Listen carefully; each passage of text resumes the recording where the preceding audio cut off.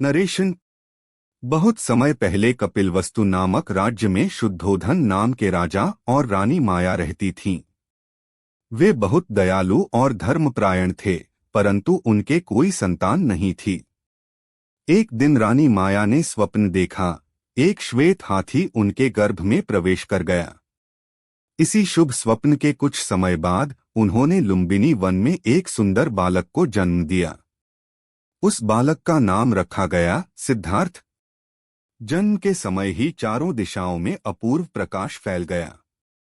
सबने कहा, यह बालक अवश्य महान होगा। ज्योतिषियों ने भविष्यवाणी की कि यह बालक या तो महान सम्राट बनेगा या फिर संसार का त्याग कर महान संत बन जाएगा। राजा शुद्धोधन ने यह सुनकर निश्चय किया कि सिद्धार्थ को किसी प्रकार दुख या दुखद दृश्य न देखने दिया जाए। उन्होंने महल को सुख सुविधाओं से भर दिया। सिद्धार्थ को कभी बुढ़ापा, बीमारी या मृत्यु के दृश्य नहीं दिखाए गए। सिद्धार्थ बड़े होशियार और दयालु थे। वे जानवरों से प्रेम करते, सबकी मदद करते। शिक्षा में भी वे सबसे आगे थे। लेकिन उनके हृदय में हमेशा एक प्रश्न उठता, जीवन का असली अर्थ क्या है? लोग दुखी क्यों होते हैं?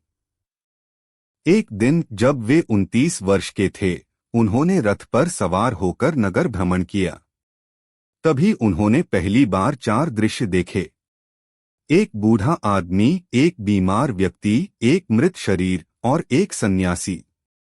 इन दृश्यों ने उनके मन को झकझोर दिया। उन्होंने समझा कि संसार में बुढ़ापा, बीमारी और मृत्यु से कोई नहीं बच सकता। लेकिन वह सन्यासी शांत और प्रसन्न था। सिद्धार्थ ने सोचा, मुझे भी उस शांति को पाना है। रात के अंधेरे में सिद्धार्थ ने अपने राज्य, अपने परिवार और सारे सुखों को त्याग दिया। उन्होंने अपने घोड़े कंटक और सारथी चन्न के साथ महल छोड़ दिया। उस क्षण से सिद्धार्थ की यात्रा शुरू हुई, सत्य की खोज की यात्रा।